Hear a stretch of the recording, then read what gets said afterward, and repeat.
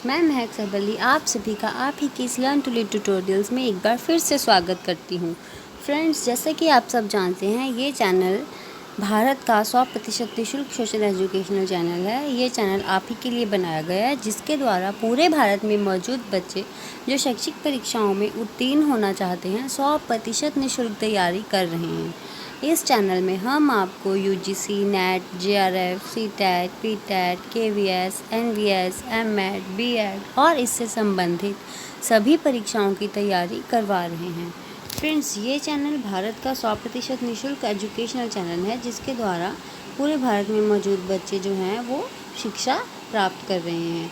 Friends, इस channel में हम आपको पेपर 1 पेपर 2 दोनों की ही तैयारी करवाते हैं। इसे जितना ज़्यादा हो सके उतना लाइक कीजिए, सब्सक्राइब कीजिए और हमारे बेल बटन को ज़रूर दबा दीजिए, ताकि आपको हमारी डेली की अपडेट्स जो हैं वो मिलती रहें। यहाँ हम आपको बता दें कि यहाँ पर हम कर रहे हैं UGC, NET, JRF, CTET, PTET Hindi paper 2 की तैयारी। पेपर 1 की भी वीडियोस रेगुलर पाने के लिए आप बेल बटन ज़रूर दबाइए, ताकि आपको हमारी डेली के अपडेट्स आते रहें। तो यहाँ पे हम UGC, NET, JRF, CTET, PTET Hindi paper 2 के अंतर्गत जो करने वाले हैं वो है रीतिकाल। ठीक है, रीतिकाल हमने कल उसका नामकरण किया। आज हम उसकी पृष्ठभूमि, उसकी परिस्थितियाँ करेंगे। ठीक है, तो अगर हम बात करें इसके समय की, कि रीतिकाल की परिस्थितियाँ विदित हैं कि हिंदी साहित्य में संवत 1700 से 1900 तक का समय रीतिकाल से अभिहित है। ठीक है, संवत 1700 से 1900 तक का समय रीतिकाल से अभिहित है। यह काल समृद्धि और विलासिता का काल है। यह काल समृद्धि और विलासिता का काल है। श्रृंगार की अदम्य लिप्सा इस युग के जीवन और साहित्य दोनों में स्पष्ट प्रतिबिंबित है। श्रृंगार की अदम्य लिप्सा इस युग के जीवन और साहित्य दोनों में ही स्पष्ट प्रतिबिंबित होती है। ठीक है, अब हम बात करें कि रीतिकाल की पृष्ठभूमि की। ठीक है कि उसकी पृष्ठभूमि क्या है। तो इसके लिए रीतिकाल की जो परिस्थितियां हैं वो ही बताएंगी कि इसकी पृष्ठभूमि कैसी है। भाषा साहित्य के निर्माण में युगीन वातावरण का विशेष योग हुआ करता था। भाषा साहित्य के निर्माण में उस युग के वातावरण का विशेष योगदान होता था, क्योंकि युग का जो वातावरण होता था, जो उस युग का वातावरण होता था, या राजनीतिक, समाज, सांस्कृतिक, साहित्य और कला के मूल्यों द्वारा निर्मित होता था।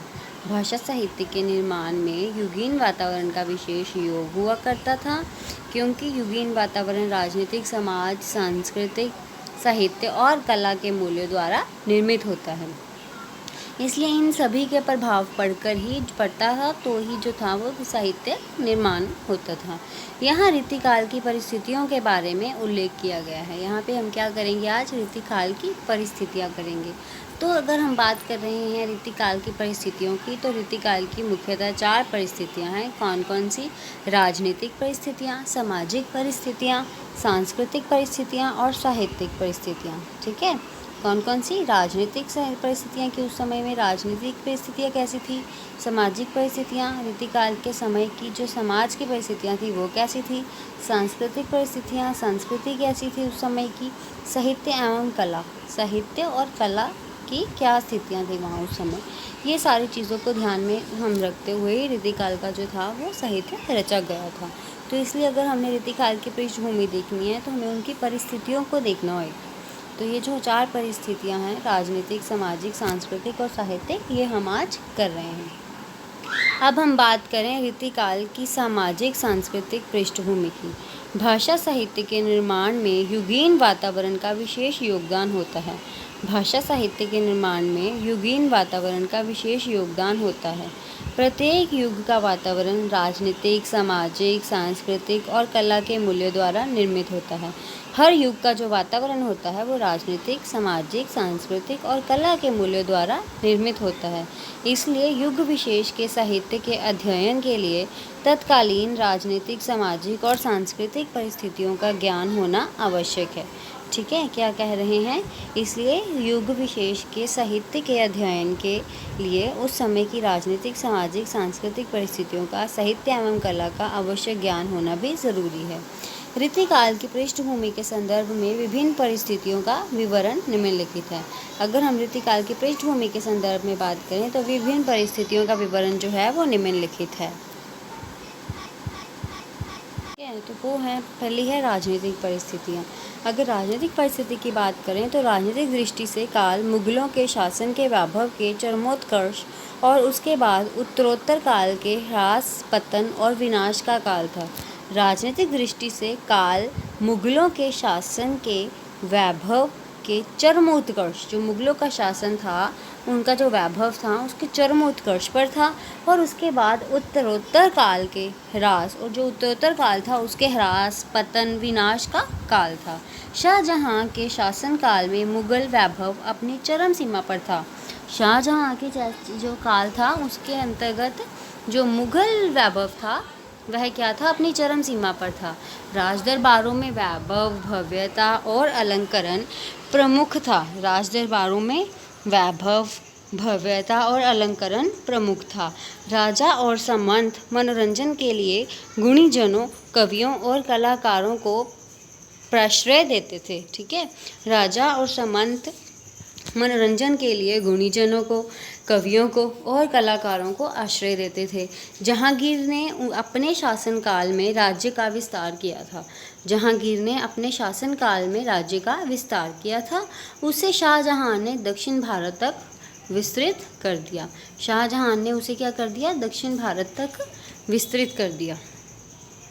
शाहजहां के बाद औरंगजेब ने जब सत्ता संभाली तो धार्मिक उपद्रव शुरू हो गया। ठीक है, शाहजहां के बाद जब औरंगजेब ने सत्ता संभाली तो धार्मिक उपद्रव शुरू हो गया।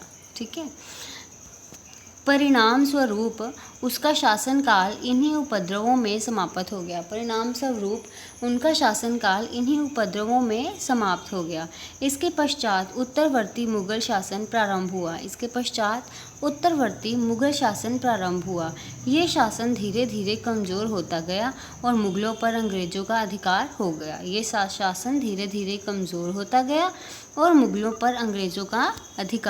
हो गया। अवध के विलासी शासकों का अंत भी मुगल साम्राज्य के समान कारुणिक रहा। ठीक है, अवध के विलासी शासकों का अंत भी मुगल साम्राज्य के समान कारुणिक रहा। राजस्थान में भी विलास और बहुपत्नी प्रथा इतनी बढ़ गई थी कि औरंगजेब के बाद राजपुरुष कुचक्रों, षड्यंत्रों और आंतरिक कलह के शिकार होकर पतनोन्मुख हो गए। ठीक है, क्या कह रहे हैं वो कि औरंगजेब के बाद राजपुरुष कुचक्रों, षड्यंत्रों और आंतरिक कलह के शिकार हुए और पतन की तरफ बढ़ चले। बिहारी के काव्य में वर्णित मुगलकालीन वैभव विलास का समर्थन हॉकिंस ने अपने यात्रा वृतांत में किया है। ठीक है, बिहारी के काव्य में वर्णित मुगलकालीन वैभव विलास का समर्थन हॉकिंस ने अपने यात्रा वृतांत में किया है। अब हम बात कर रहे हैं रीतिकाल की सामाजिक परिस्थितियाँ। अभी हमने की राजनीतिक परिस्थितियाँ। ठीक है, तो अब जो वो तो ठीक नहीं थी, पतन की तरफ ही जाती हुई दिखी। अब सामाजिक परिस्थितियों की अगर हम बात करें रीतिकाल के समय की, तो सामाजिक दृष्टि से इस काल को आदि से अंत तक घोर अधः पतन का काल कहना चाहिए। मतलब इधर इसमें भी पतन ही पतन था।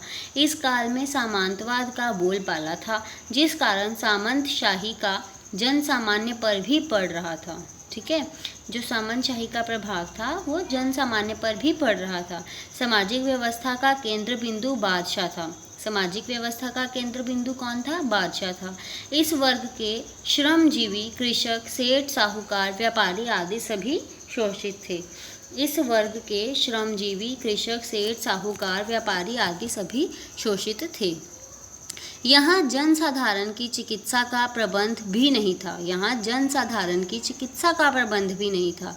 ऐसी दयनीय दशा में लोग भाग्यवादी या नैतिक मूल्यों से रहित थे। ठीक है, मतलब समाज में नैतिक मूल्य ही नहीं थे।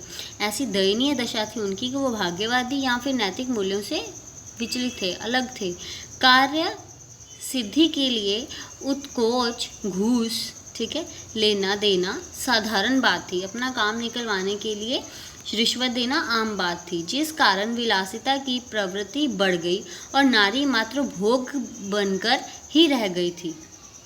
कन्याओं का अपहरण अभिजात्य वर्ग के लोगों के लिए साधारण बात हो गई थी। क्या समाज था कि कन्याओं का अपहरण होता था, ये सब लूट खसूटें होती थी। ठीक है, कन्याओं का अपहरण अभिजात्य वर्ग के लिए एक साधारण बात थी, इसलिए अल्प आयु में ही लड़कियों का विवाह भी कर दिया जाता था। बाल विवाह भी इस समय था। यहाँ बहु विवाह की प्रथा भी प्रचलित थी। बाल विवाह तो था ही था, बहु विवाह भी था, तथा अभिजात्य संस्कृति और नैतिक मूल्यों का ह्रास हो गया था। मतलब कैसी संस्कृति थी, समाज जो था बहुत ही ज़्यादा पतन की ओर जा रहा था। नारी की दशा बहुत दयनीय दिखाई गई है इस रीतिकाल में।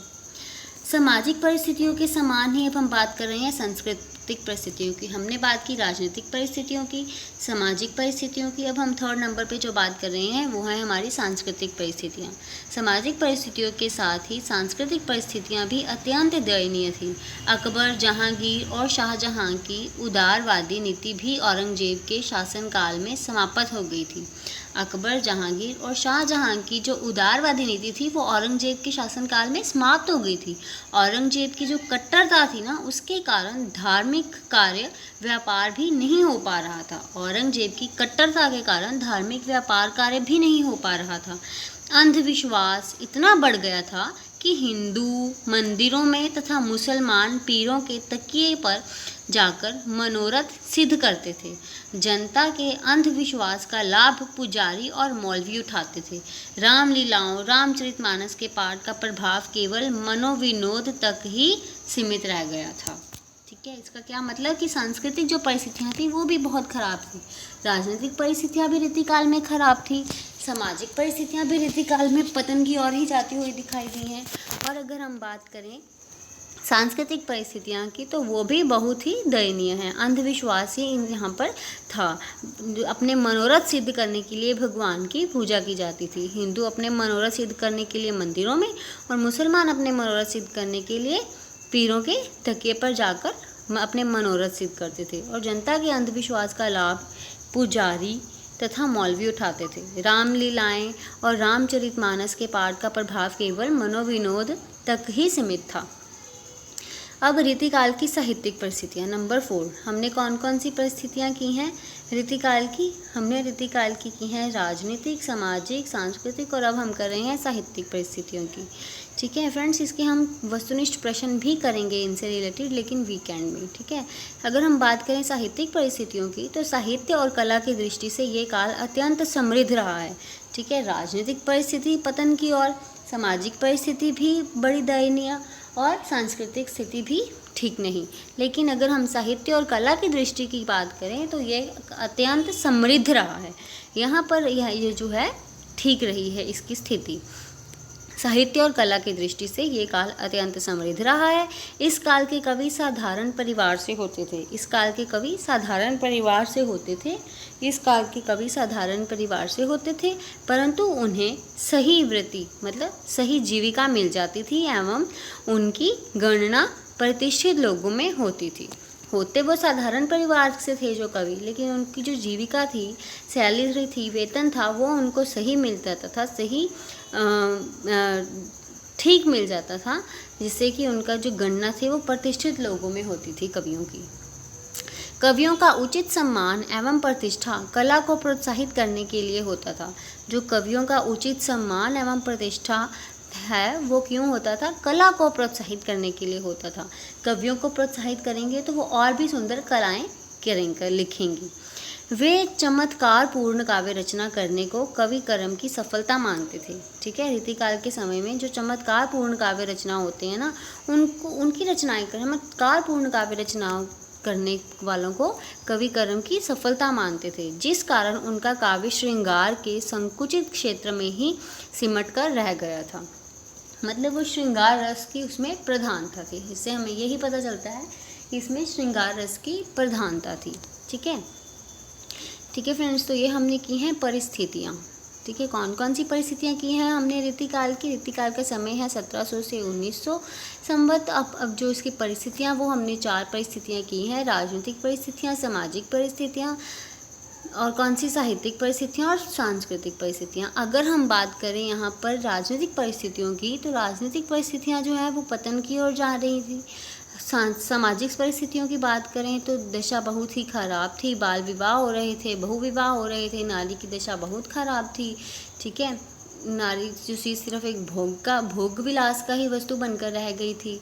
समाज की बात करें तो जो लोग थे सिर्फ अपने मनोरथ सिद्ध करने के लिए, संस्कृत की बात करें तो लोग जो थे वो सिर्फ अपने मनोरथ सिद्ध करने के लिए मंदिरों मस्जिदों में जाते थे और अपने मनोरथ सिद्ध करते थे।